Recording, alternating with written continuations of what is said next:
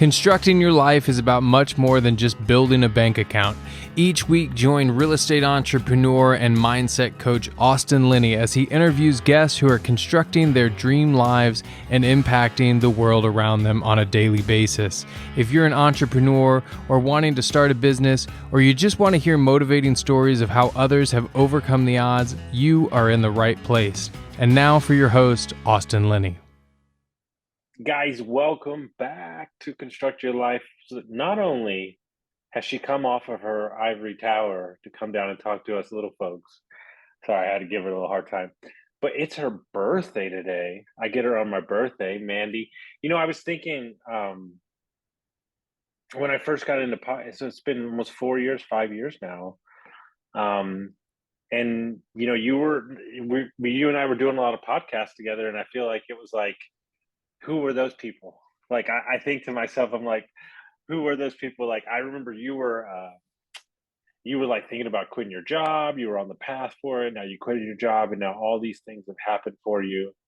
So Mandy is a good friend, even though we don't get to speak as much as we'd like to. We pick it up like we haven't even talked, like we haven't even missed a step. So what I want to do is kind of give people a little context to who you are, and then we'll kind of go from there. Sure.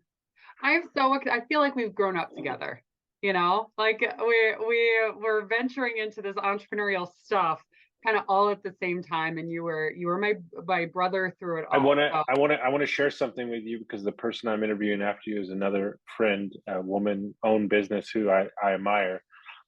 We talk a lot about this, and I said to her the other day, warriors don't need to have conversations at all times, because the moment that their flames connect, the conversation picks back up again. And that's the same way I view you. Right back at you, man. It's been really fun watching your ascension through all the cool stuff. And I mean, like, to listen back to the podcast that we did that we're both kind of embarrassed of, which means we put it out at the right time, right? Because that means we're growing, and yeah. We're thrilled to get to be back. And I think we spoke the Monday after I left my W-2. So we were planning, and I've had a real strong relationship with a Constructing Your Life podcast. Yes. But, yes.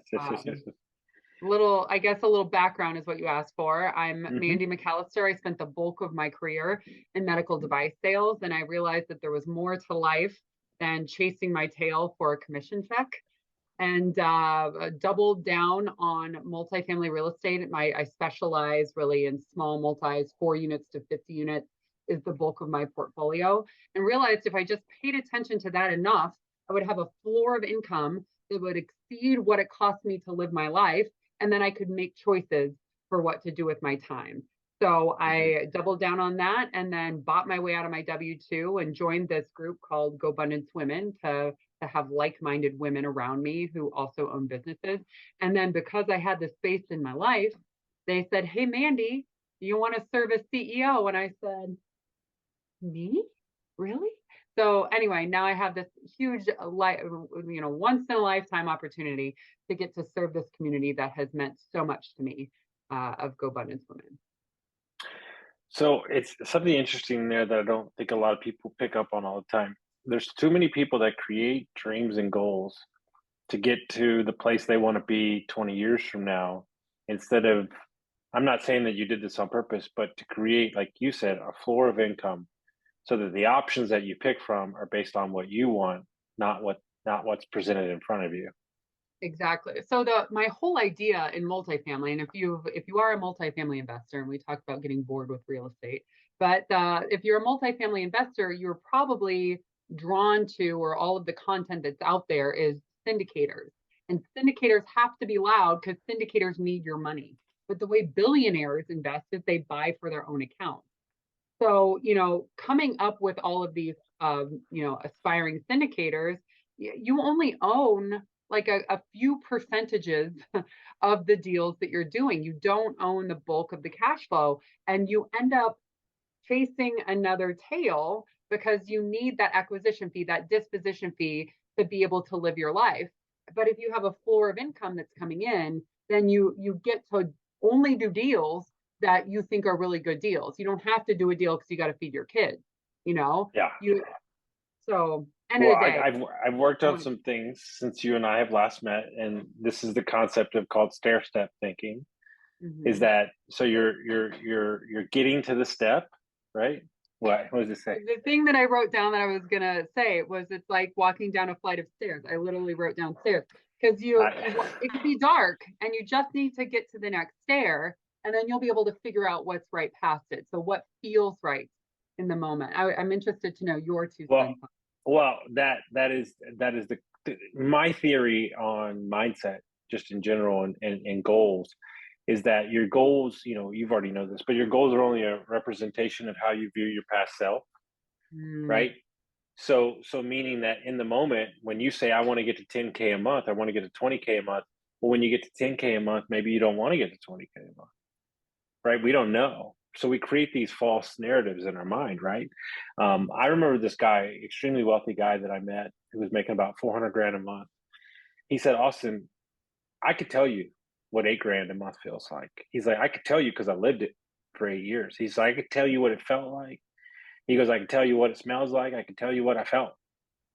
He goes, well, you know what I can't tell you? I can't tell you what 50K a month smells like. And I said, what? What do you mean? He goes, well, I blew past 50K like it was standing still doing 100K a month. He goes, but I didn't know I could go there. And so you meet all these people, right? You talk to a million people. And they say, oh, did you like have dreams that you were going to be a billionaire? And it's like, dude, I didn't even know what I was doing. I met a guy 3 weekends ago.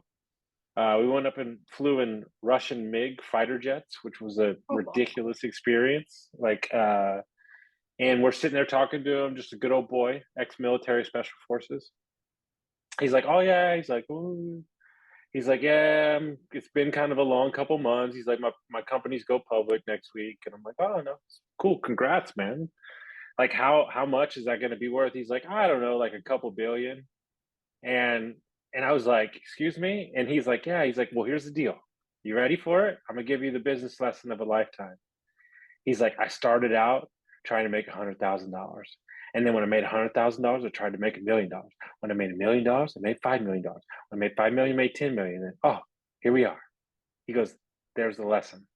And he was dead serious.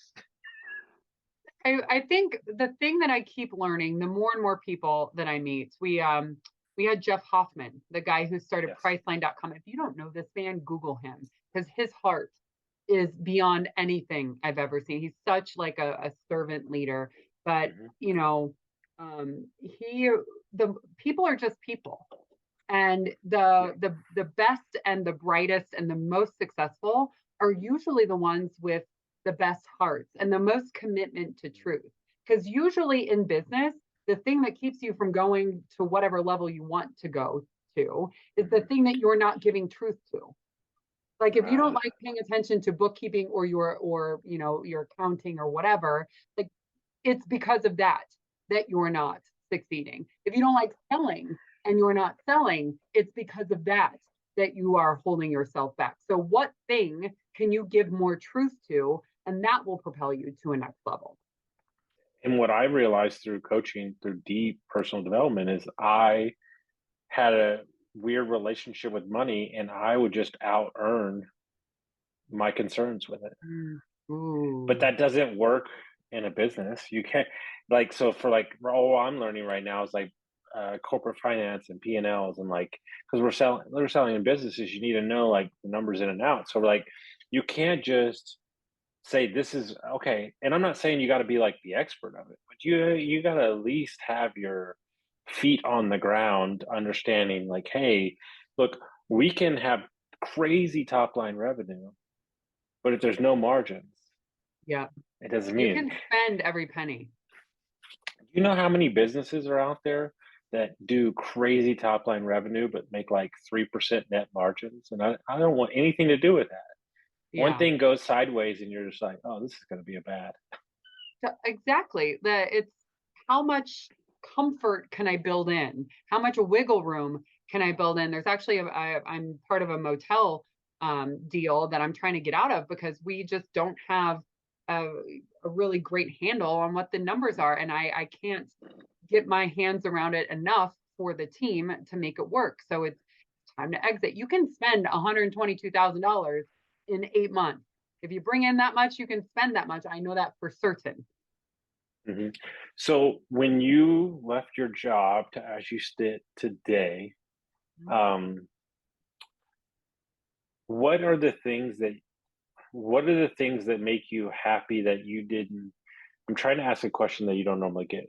What is something that came into your life that you didn't see before you left your W-2? Like, what's something that like surprised you, like happiness or joy or something you get out of like not having to clock in?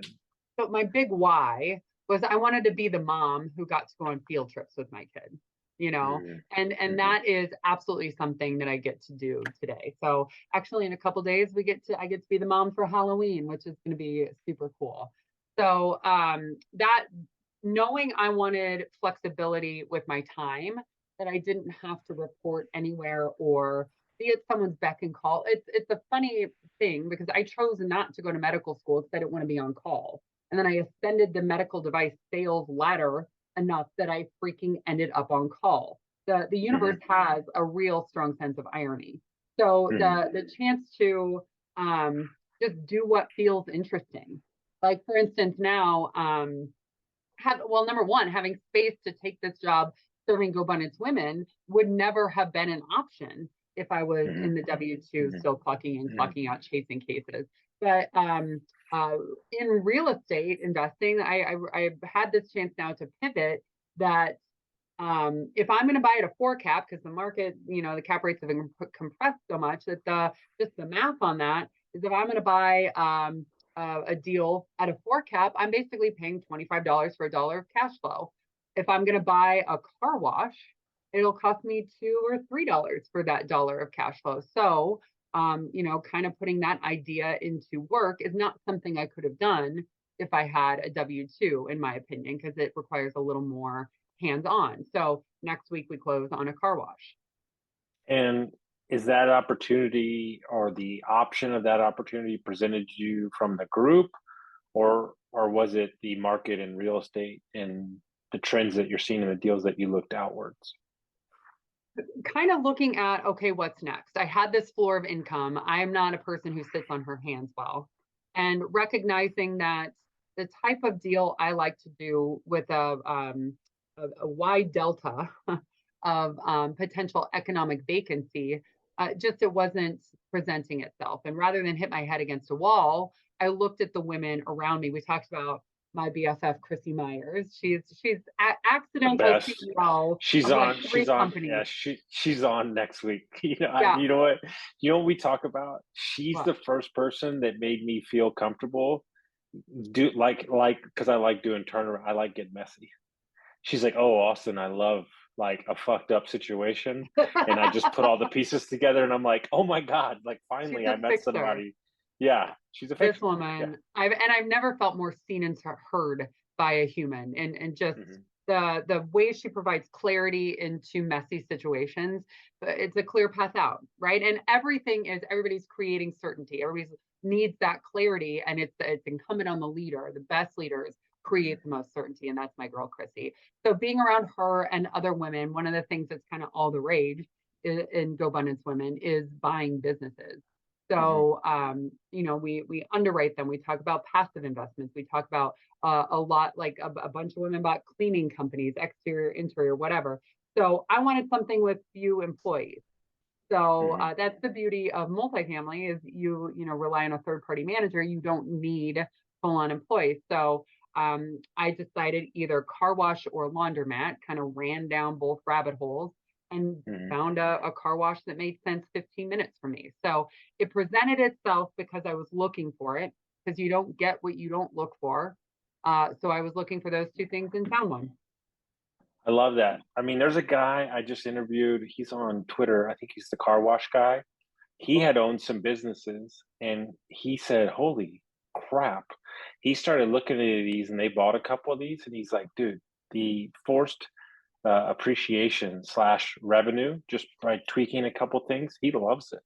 And now he's bought a bunch, and the thing that excites me the most, especially because I'm in a rural town, Mm-hmm. is that I don't think people realize how much abundance there is around them, right? And I think what's exciting to me, there's a company, because see, here's what people don't understand. We do HVAC and plumbing for a lot of these factories and companies. So we get to see the inside of their companies because we're working and you're talking to the managers, you're getting to know them. There's a company here in the middle of nowhere that does government contracts. They do $1.2 million a day. A And you're day. just like, a day. And you're just like, what? And we're in the middle of nowhere, 2 hours north of Pittsburgh. And you just see it every day. Oh, and there's one of the number one trucking companies in Northeast is right around the corner. Like, but guess what? What inspired me, what changed my life is I went to the Chamber of Commerce dinner the week I moved here. Mm-hmm. And they won Company of the Year. And to hear the story of their grandfather starting this company in 1901, and then the mom taking over, and now the son's taking over, and how much they cared and what their employees said about them. And then I already knew this, but it confirmed it. By owning real estate, small businesses, whatever you do, it's not just the money you're making, it's the impact that you're leaving, right? Those tenants are staying in the unit. Those people are coming to clean their car. We're keeping heat in people's homes. Like, I'm not trying to be like overzealous on what it means, but guess what? The old lady that has her electricity go out and her generator goes out has a heating or a breathing thing, and it's not working because they don't have power. It's not going to be good for her. Like, Yeah. or it's minus 20 and they don't have heat in their house. Like, it matters. Yes. Business plan here. Write this down if you're listening. Business plan that works. Give a shit. No, wait. Like, Let me add to that so they yeah. could be Okay. millionaires. Yeah. Give a shit and then answer the phone. Yeah. Game Yes. over. Done. The thing is, you've heard that the ways to be successful are the things you learn in kindergarten, like be nice, like Yes. that. Like, it's so true. Like, if you just do the things that you say you're going to do, it's not hard. I am so ordinary in every stinking way possible. I'm a Okay, farm first cook. of all, let me explain something to you, young lady. You are the farthest thing from ordinary, but I get what you're saying. But I am. Thank you for that. I'm working on my receptivity. But end of the day, it's all of this stuff that I'm doing that looks neat. It's something, in my opinion, that anybody could do. It's Mhm. showing up and being kind and caring and trying to figure out what the next right step is. I'm not. I'm a dyslexic kid from an 800 person town. Anybody can figure Well, this. well, at the end of the day, see, there's a couple concepts I'm working with, right? Because to the person in front of you, meaning if you have a business or a real estate, there's a different version of you for every context of that Yeah. said thing, right?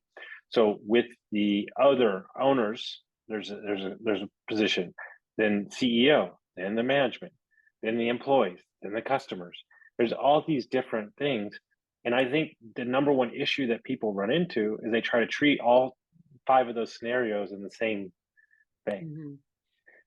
Mm-hmm. And all that to say, like, I'm still always the same Mandy, and Mm-hmm. this is something we talk a lot about at GoBundance, because I have my act together face on with my kid or with my kids, I have Okay. my act Yeah. together face on with my property managers. I have my act together face on with people that I have an opportunity to coach, right? But I don't always, like, sometimes stuff is hard, Austin, so to get to like Dude. take down walls of, like, I don't have to have my act together with people who are full on peers dealing with like the same Yeah, type of of course. issues than I am, right? So you can hold this mentally in whatever spot you want, but like, I am the same Mandy. I just show up with an act together face on. It's like a different outfit that I show up to my momming with. Yes. Well, I have a good friend who says the driver of the vehicle doesn't change, the vehicle changes. Ooh, So like yeah. some days you're a Hummer, some days you're a 4x4, some days you're a Corvette, and some days you're a minivan. Like, it doesn't really matter, right? The driver doesn't change, right?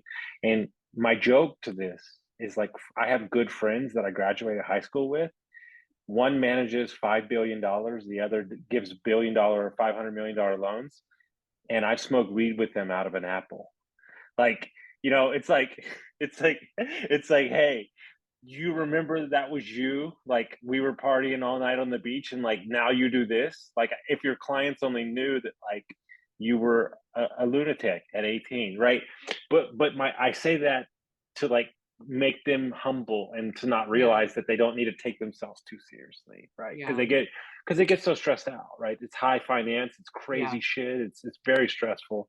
And I'm like, dude, like, remember like that time when like we stole that, that car, and like, and it's like You had a different life experience than me, Austin Linney. Like, I rode horses.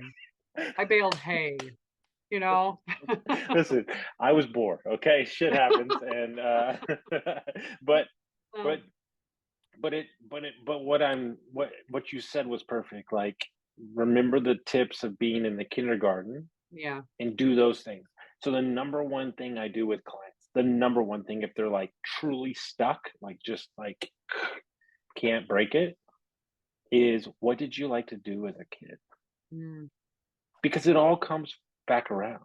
yeah. Like, and so if we highlight that, if we focus on that, then we can get out of our head, right? Mm-hmm. And the reason that women are so good at business, and if I had it my way, it would only be women management, because they're more adept to understand compassion, they're better operators, and there's less ego in the Mm-hmm. situation.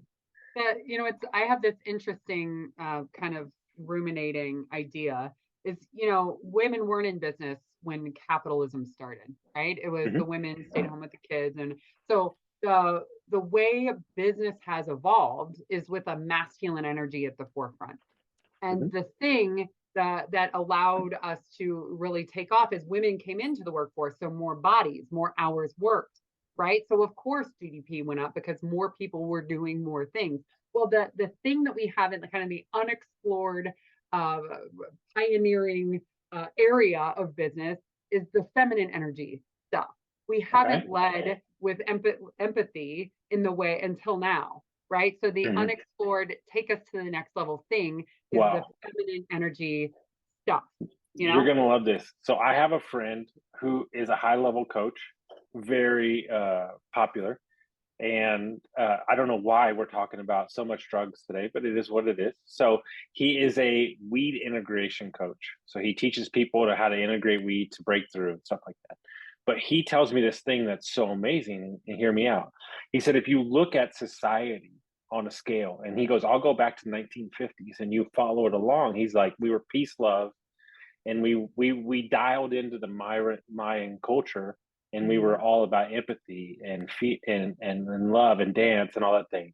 And he's like, if you look at it in the 80s, 90s, 2000s, 2010, we got super logical.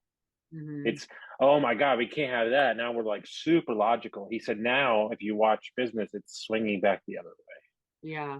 And Yeah. he's like, the key is to find that middle ground, right? Because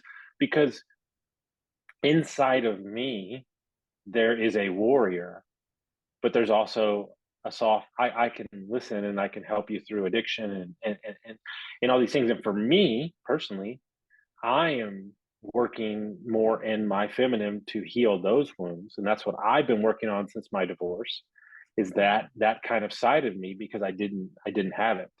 Mm-hmm. And as we unlock more and more chambers of what I'm dealing with, we realize I blacked out my childhood. Like, I Mm-hmm. don't remember 1, 2, 3, 6, 7. I don't remember any of that. And so you unearth all these things, oh, then you got to deal with these. And so you're always kind of bringing it around. And the thing is I can be that, holy shit, let's eat metal, all that stuff. I can do all that. Yeah. But that's how people think that I am 24/7. Yeah. And then they meet me and they're like, you're super chill. And I'm like, yeah, I'm like really chill. Like, and so, but being comfortable in who you are to present that to Yeah. everybody in your circle is the game. Uh, trying to show up in a way that will impress someone or the way you should be. All stress, in my opinion, comes from unmet expectations. So if you put expectations of what you should be, what you should be doing, the perfect mom has a bedazzled lunchbox, should. Tony Robbins says you should all over yourself, right? So how can you decide? It's all an inner game. It's all inner work. What actually matters to me? What actually feels impactful to me? And discard the rest. So do that work of what matters to you, and then you'll show up as the right version of yourself no matter what's going on. If you're on TV, if you're at the playground, if you're whatever, you just got to know you. Have you ever heard of Kyle Cease? You ever heard that name? Ooh. So he has a saying that I absolutely love. He says, nobody has ever broken your heart. He said they broke your expectations. Yeah. What then got you closer to your heart. I like that. And so that's the game. The game is that one of the things that my fiance has taught me is that she doesn't need me for her happiness. She enjoys having me for the happiness. I'm not going to predicate my day off of whether or not blah blah blah, vice versa, right? And I think that we have leaned on social media, the weather, all these things, how much money we have in our bank account, to give us the way the wind's blowing for our attitude, instead of allowing our attitude to be solely on what we inside. And we spend so much of our time external, and when you bring it all in, not only do you get stronger, but the issue being is that now you have to deal with the internal. And that's what's scary. And that's honestly, like, that's the addiction stuff, right? Like, that's the numbing out, the dealing with the me is the vast majority of reasons that people end up in addiction, right? So how can you actually go in and lean on that truth and just put more love to it? It's that kindergarten thing. So here's my new framework I'm dealing with that I love. It doesn't matter what the answers are, because those are made up. The only thing that actually exists in this world is the questions we ask ourselves. Questions are always the answer, right? It is. And when you can get self-aware enough to ask the right questions of yourself, then you can operate in anything. When you became CEO of GoBundance, so let me just walk through a scenario. So they ask you to be CEO. You're feeling inadequate about your career, right? I'm just going through this whole thing. You're feeling inadequate about your career. Oh my God, I haven't invested enough. Oh my God, I just left my W-2. Oh my God, I'm, all these things. And then boom, you're standing on stage and there's 200 plus women who are more successful, more dialed in, better looking. I'm just making shit up here.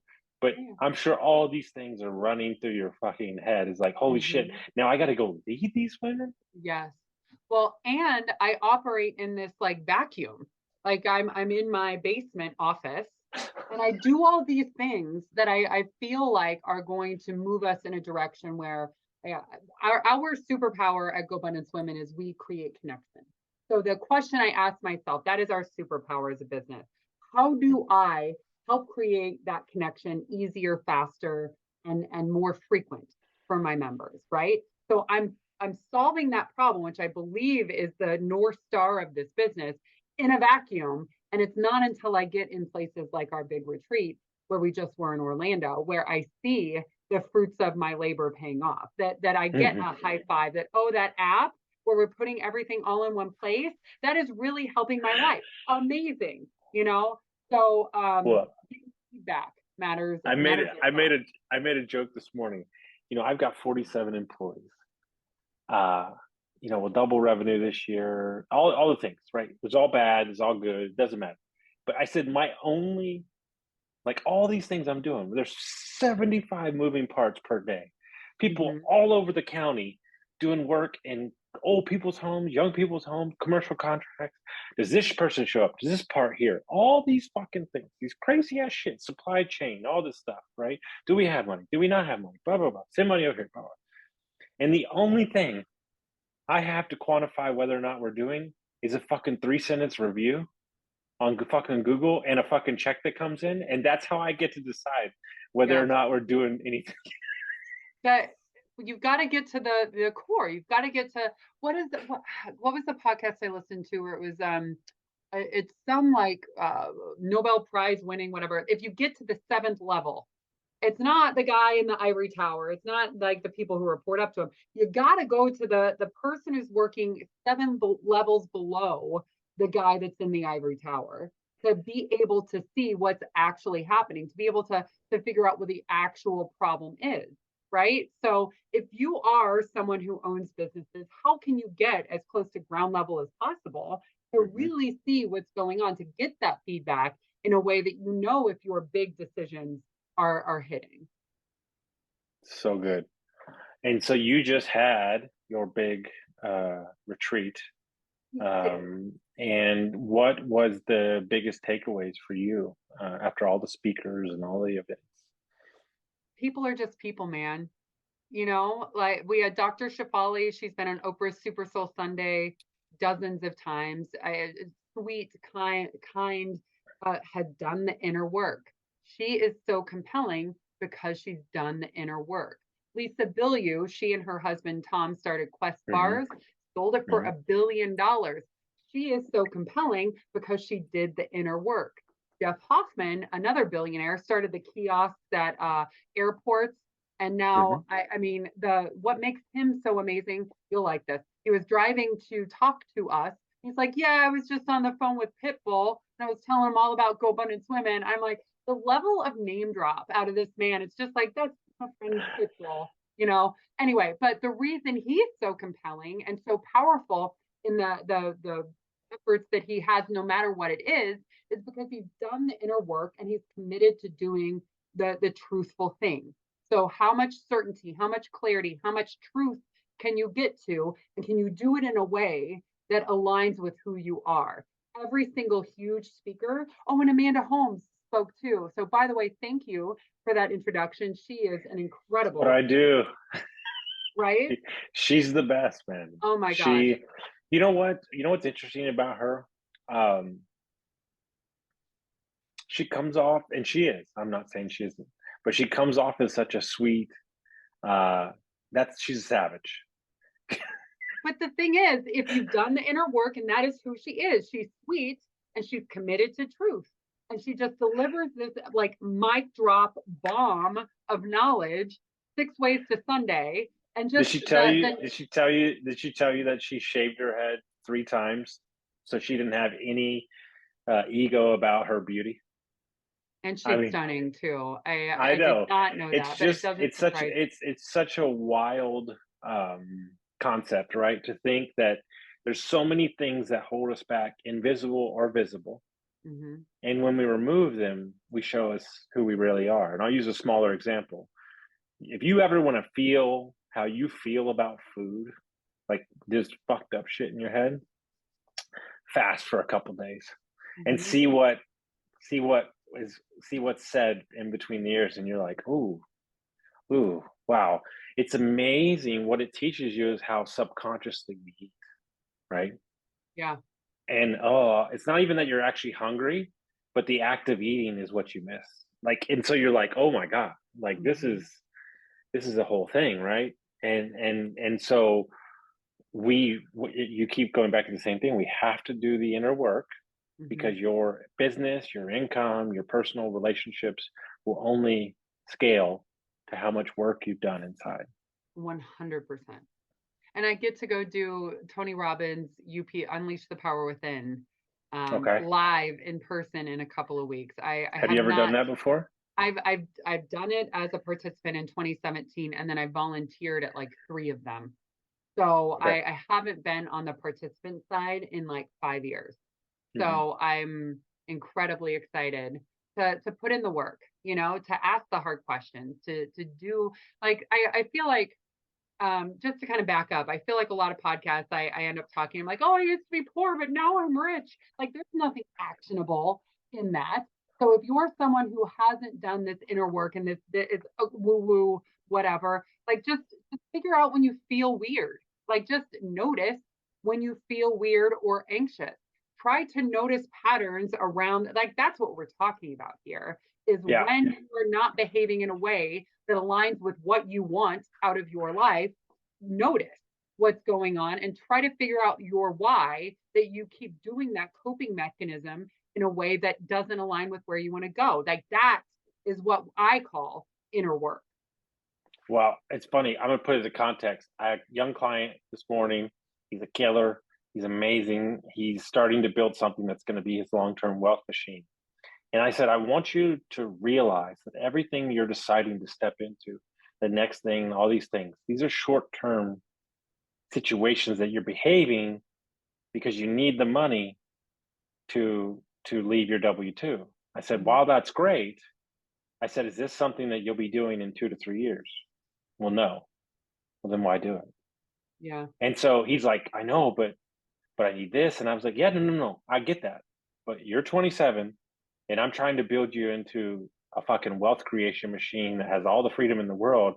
And so all the things that your friends are doing, we're going to skip over those. And it's going to be hard for you. But in 3 or 4 years, you've created something, a development company, a builder company, that's something that you love. It's going to take a long time to spin up, but you're going to be making 10 times the money and have 10 times the freedom. And so my joke with him is super simple. I said, you want to be a one-hit wonder or you want to be a songwriter? Mm-hmm. Super simple. Do you want to have enduring fans? Do you want to have people that can't get enough of you? Or do you want just to be a flash in the pan? Mm-hmm. And so many times we create things just to fill emotional needs.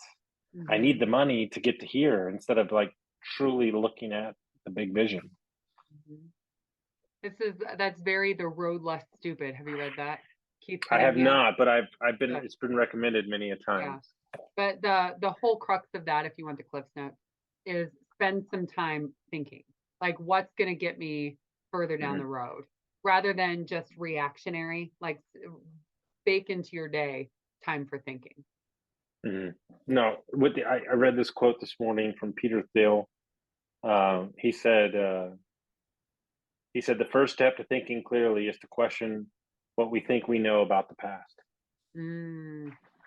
Right? And I think that we put too much context around this thing. I was at an event last year, and it was like 50 people in the room, and they were doing story work, which is what I'm trained on from the Enlifted group. There was a woman there that was 60 years old, and she was in visible tears, like meaning like something that held her back her whole life.